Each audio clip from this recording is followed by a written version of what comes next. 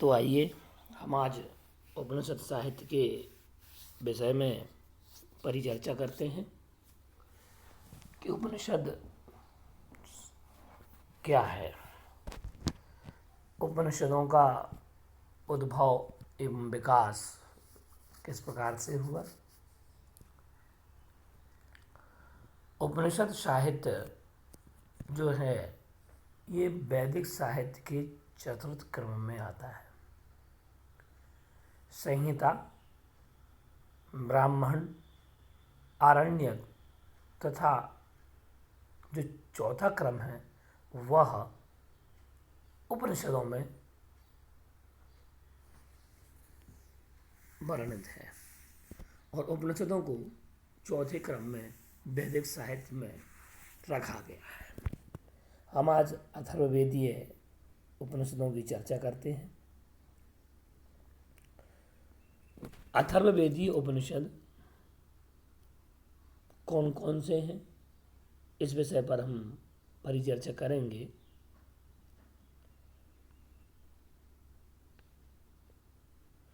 अथर्ववेदीय उपनिषद जो हैं वह हैं प्रश्नोपनिषद, मुंडकोपनिषद, मांडूक्योपनिषद।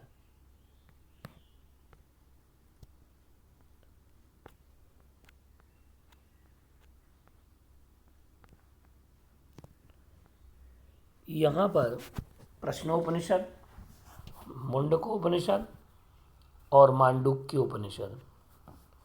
यहाँ प्रश्नोपनिषद के विषय में, उनके प्रतिपाद्य के विषय में हम जानेंगे कि इसका प्रतिपाद्य क्या है। प्रतिपाद्य से तात्पर्य उसकी विषय वस्तु क्या है, उसमें विवेचना किस विषय की गई है।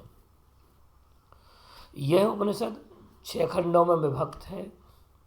महर्षि पिपलादि से सुकेशादि 6 ऋषियों के द्वारा अपने आध्यात्मिक प्रश्नों को करने और समाधान पाने के कारण ही इसका नाम प्रश्नोपनिषद रखा गया।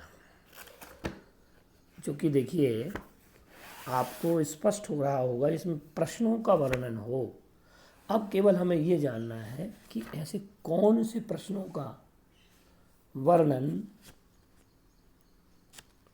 प्रश्नोपनिषद में किया गया है। तो इससे तो स्पष्ट हो रहा है, इसलिए इसका नाम प्रश्नों का संग्रह होने के कारण।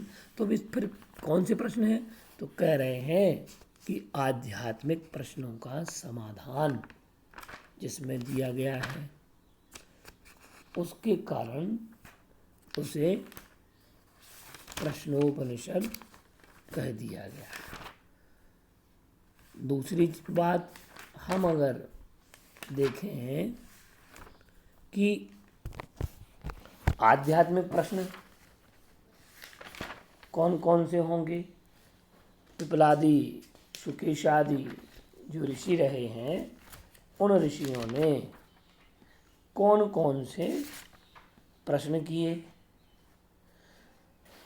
तो इसमें हम देखें कि पिपलादि एक उदात्त तत्वज्ञानी के रूप में उन प्रश्नों का उत्तर इसमें समाधान प्रस्तुत करते हैं।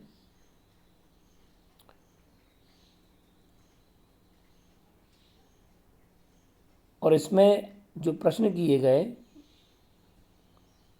उन प्रश्नों का उत्तर इसमें दिया गया। प्रथम प्रश्न में रई और प्राण के द्वारा प्रजापति से ही संपूर्ण चराचर जगत की उत्पत्ति का निरूपण किया गया है। दूसरा प्रश्न के उत्तर में स्थूल देह के प्रकाशक और धारण करने वाले प्राण का निरूपण है। तीसरे प्रश्न में प्राण की उत्पत्ति व स्थिति विषयक विचार किया गया है। चौथे प्रश्न में स्वप्न अवस्था का वर्णन करते हुए बताया गया है कि सूर्य की किरणों के समान सभी इंद्रियां मन में ही लीन हो जाती हैं, केवल प्राण ही जागता रहता है। तात्पर्य यह है कि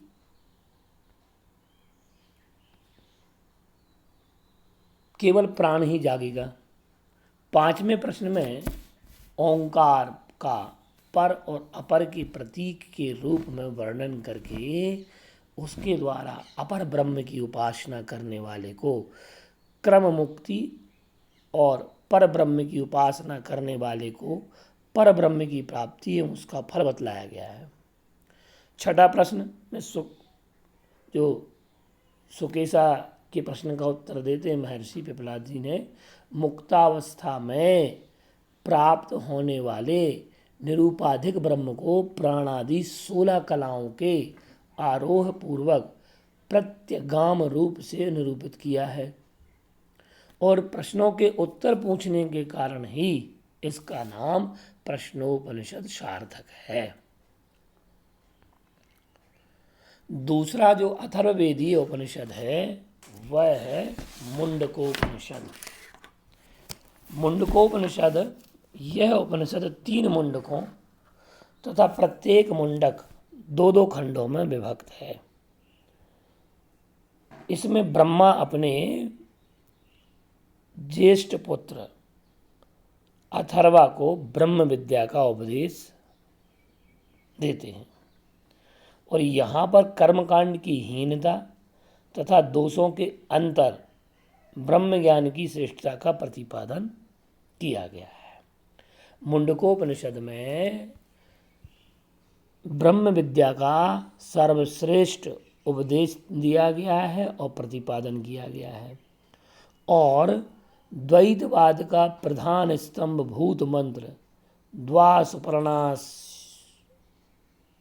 युजा इसी उपनिषद का वचन है। वेदांत शब्द का प्रथम प्रयोग इसी उपनिषद में मिलता है। ये बात ध्यान रखना।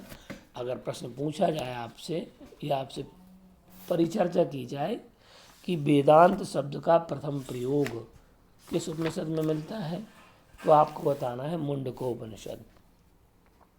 मांडुक्योपनिषद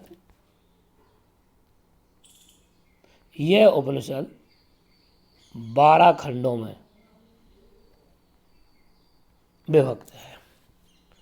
इसमें परमात्मा का अत्यंत रहस्यपूर्ण विवेचन किया गया है तथा ओम नाम की प्रधानता इस उपनिषद में हमें प्राप्त होती है। तो अथर्ववेदीय जो उपनिषद हैं इन उपनिषदों में प्रश्नोपनिषद, मुंडकोपनिषद और मांडुक्योपनिषद। प्रश्नोपनिषद का नाम प्रश्नोपनिषद इसलिए पड़ा क्योंकि उसमें प्रश्नोत्तर किए गए हैं और प्रश्नों के समाधान प्रस्तुत किए गए हैं। मुंडकोपनिषद जो है इसमें ब्रह्म विद्या का उपदेश और उसे ही सर्वश्रेष्ठ माना है और ब्रह्म विद्या का उपदेश होने के कारण कर्मकांड में हीनता आई है और वेदांत शब्द का प्रयोग मुंडकोपनिषद में ही हुआ है। मांडुक्योपनिषद इसमें ओम नाम की प्रधानता है, 12 खंडों में विभक्त है ये और परमात्मा का अत्यंत रहस्यपूर्ण विवेचन इसी उपनिषद में किया गया है।